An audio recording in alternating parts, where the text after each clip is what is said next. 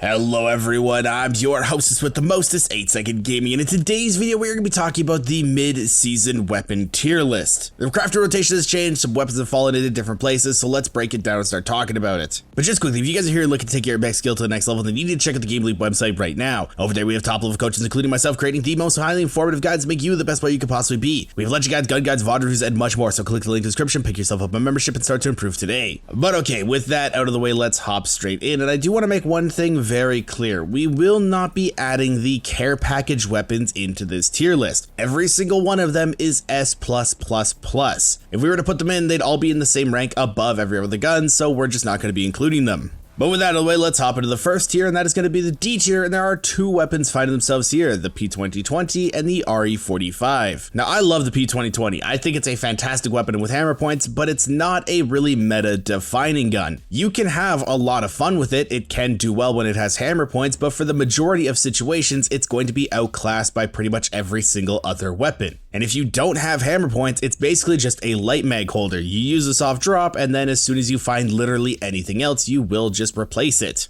And the same thing goes for the RE45. It's in the crafter now, and it does come with hammer points, so you are going to be guaranteed to get those. But the RE45 just isn't a fantastic gun. It gets outclassed by pretty much every single other SMG. It doesn't have the range to do anything kind of in the medium range, and up close and personal, you're probably going to get beat out by a shotgun. There's really just no situation that you would want to pick up an RE45, even if it does come with hammer points, so it is staying in the D tier. Moving into the C tier though, we have four weapons: the Devotion, the Rampage, the Spitfire, and the Mozambique. Now the Devo, the Rampage, and the Spitfire, I'm going to be talking about them all at the same time because they fall under the same kind of pitfall, trap, that sort of thing. And that is that LMGs right now just are not that good. You need to be running a specific type of character in order to get the most usefulness out of these weapons. You need to be on a support character. And yes, the Spitfire is super accurate, can mow down people in the right circumstances. The Devotion with a turbocharger, absolutely brutal in the right circumstances. The Rampage, when it's charged up, absolutely brutal in the right circumstances.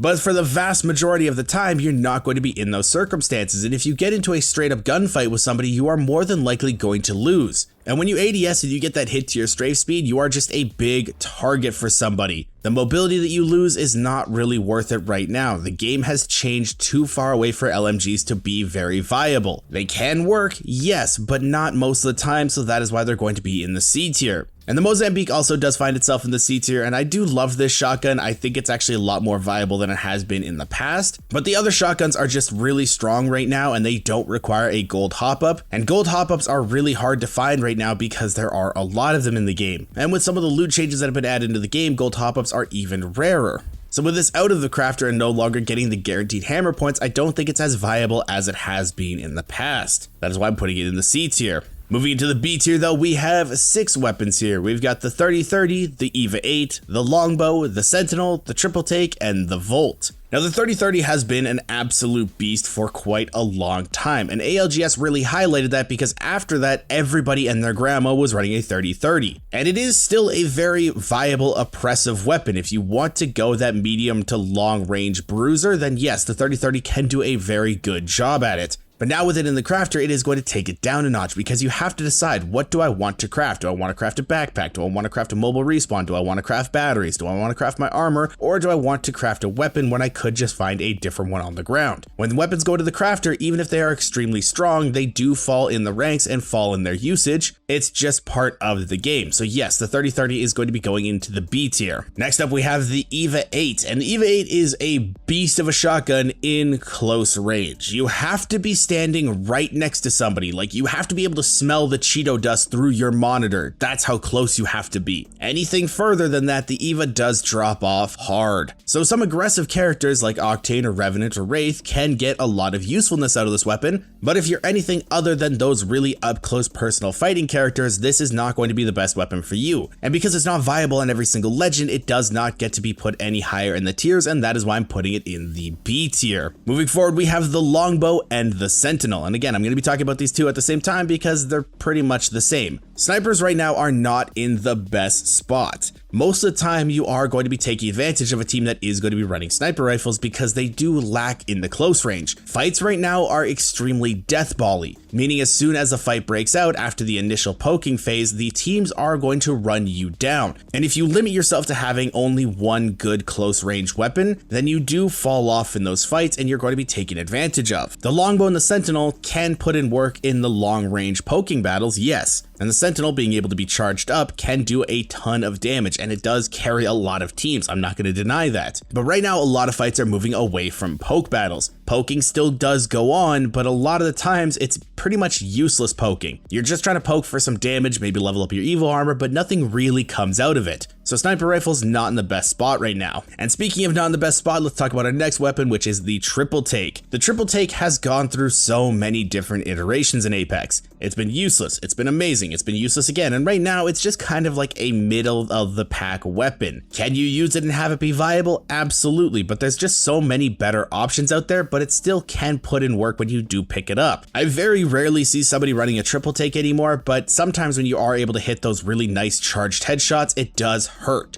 And for the people that are probably going to comment this, oh, but the triple take doubles as a shotgun. Stop it. And no, it doesn't. Every single other shotgun in the game will outclass this. Can it do well in close range? Yeah, it can, because the bullet spread is good. But you cannot use this as a shotgun. It's just a weapon that is good in close range as well as poking in medium and long ranges. That is it. It's not a shotgun. Don't say that. And the last weapon in B tier is going to be the Volt. Now this one is super surprising for me because typically the Volt does place pretty high in tier lists. But right now the Volt isn't the superstar shining weapon that it used to be. A lot of times you are going to opt for a different SMG, and if you're running an energy weapon, you may as well just run something like a Nemesis or a Havoc. There's so many better options right now, the Volt just kind of loses that spotlight. But if you get this weapon off drop or in some situations, it can do very well. It's still a good weapon, it's still very accurate, it does some decent damage, so that's why I'm putting it in the B tier. But moving on into the A tier, we have 7 weapons here. We have the Mastiff, the Peacekeeper, the Alternator, the Car, the Charge Rifle, the G7 Scout, and the Havoc. Now the Mastiff and the PK, like the other stuff that I've talked about at the same time, I'm going to talk about these at the same time because they're basically the same thing. The Mastiff and the PK both really strong in up close fights. The only difference between the two is how consistent you want to be. The PK hits a little bit harder, especially with the choked up shots, but it's less consistent than the Mastiff. The Mastiff doesn't hit as hard, still hits pretty hard, but not as hard, but it's a little bit more consistent. Basically, when you're choosing between these two, you have to think about which one is just best suited for you. Me personally, I like the Mastiff more. But these weapons are interchangeable and they are still very strong, especially with Gibraltar slowly making a comeback into the meta and a lot of bubble fights going on. These can really outclass in a lot of different situations, but they're not the standout picks that they usually are, so that is why they're in the A tier. Next up though, we have the Alternator, and with Disruptor rounds making a comeback this season, the Alternator has been a little bit better than it has been in the past. The Disruptor rounds are not nearly as strong as they have been, especially all the way back in season 2, where they were either a must-have on your team or you were going to lose. But they're actually in a good spot because if you want to run an Alternator, they are a really good addition, but they're not a standout pick. It's not going to make the Alternator extremely broken to the point where everybody has to run it. If you don't want to run an Alternator with Disruptors, you are still going to be perfectly fine. I think the Alternator is in a great spot right now. I think Disruptors are in a fantastic spot as well, and I do really like the A tier placement for this. Next up though, we have the Car, and SMGs right now are pretty strong. And the Car is no exception to that. The Car is an absolute one-clip machine. And on top of that, the flexibility that you get being able to switch between light and heavy and not having to worry about what kind of mag you're going to be running is great. The Car offers a lot of different playability to it, but the biggest downfall that it does have is you will not be able to use a laser sight on it. Yes, the Car has really good hipfire as is, but the laser sight would make it just a little bit better. And compared to the other SMGs, the hipfire is not as strong when you have a purple laser sight on them. I do understand why Respawn does not add a laser sight to the Car, because if it did get that, it would be way too broken, but without it, it does not get to be put into the S tier. It's just barely out of it.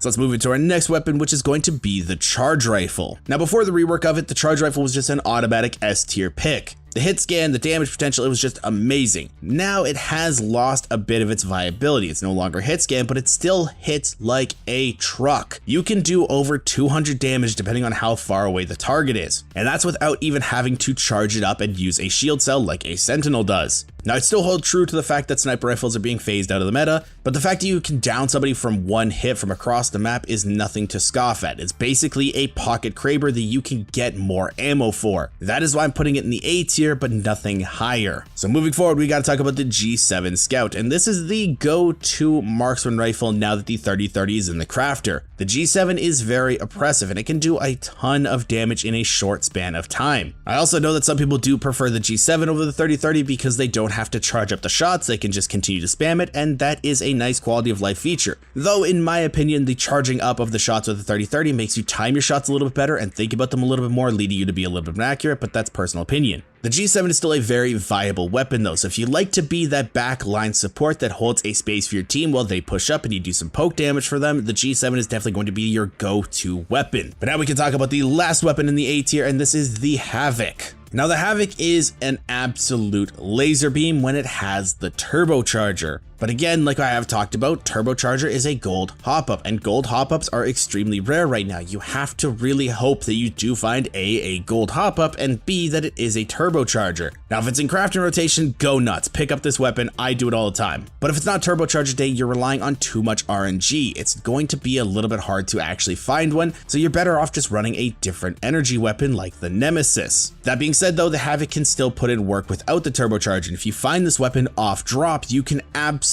laser somebody. Can't tell you how many fights I've won off drop when I shouldn't have won them just because I landed on a Havoc. It also does have pretty solid hipfire potential, but without the turbocharger, the initial jump of the weapon makes it a little too inaccurate to use in longer medium range fights. And that's where you really want an assault rifle to stand out. You want to be able to play those medium to long range battles with an assault rifle, and the Havoc doesn't really have that potential, so that's why I'm putting it in the A tier. But now we've hit the top, the S tier, the creme de la creme. And there are 6 weapons finding themselves here: the Flatline, the Hemlock, the Nemesis, the R301, the R99, and the Wingman. And I think you can see a pattern forming. The first 4 are assault rifles. Assault rifles are basically king in the game right now. Despite the nerfs that Respawn did due to the hip firing, they are still very solid in pretty much every single range. You want to go long range? Cool. The Hemlock, the Flatline, and the R301 can flip over to single fire and be accurate at those really long ranges. But as soon as you get into the medium and close ranges, you are able to put them into their burst or full auto modes and still do very well in those ranges as well. And it doesn't matter what kind of playstyle you have, because there is an assault rifle for everyone. These are the kings of Apex right now, and typically one is a little bit better than the others, but because they all fill a different role, I don't think one is above the others right now. If I'm going off personal bias, I think the R301, just because I like it a little bit more, it's more consistent in my opinion. But again, that's just personal opinion. I'm pretty sure everybody that's watching this is going to have their own opinion on an assault rifle, whether or not you share the same opinion on the assault rifles that I do, or you think the Nemesis is the best, or the Hemlock's the best, or the Flatline's the best, but that's again just personal opinion. But these assault rifles all S tier right now. So let's move into the R99 because it's the only submachine gun fighting themselves here, and I don't think it surprises anybody to see it up here. The R9 is like the triple take. It's gone through a bunch of iterations, but right now it is still an absolute machine. The one clip potential is extremely high, and when you throw a purple laser sight on this, I don't even think you need ADS once. You can just hip fire and burst everybody down. You have solid strafe speed, you have high burst potential, you can throw a digi threat on it, so even if you run into a Bangalore, you're still perfectly fine. This gun is probably the go-to close range weapon in this season, so it has to be an S tier pick. And the last weapon in S tier is the Wingman, a staple gun in Apex. It's a very high risk, high reward weapon, but when you are actually good with this weapon, it can carry pretty much every single fight. It doesn't even matter if they have high armor, because you can headshot, body shot, headshot, or headshot, headshot, body shot, something like that, and do stupid amounts of damage and take people out of the fight before they even realize what's going on. Now, me personally, I'm not good with the Wingman. I have days where I can hit every single shot and days where I make Helen Keller look like a sharpshooter. But even though I'm not good with this weapon, even I have to admit how strong it is. But let me know if you guys would change any of these ranks in the comments down below, and if you guys want to stay up to date with the latest and greatest Apex Legends tips, tricks, and news, don't forget to smash the like and subscribe button. Thanks so for watching. Once again, amazing game, and I'll see you guys in the next one.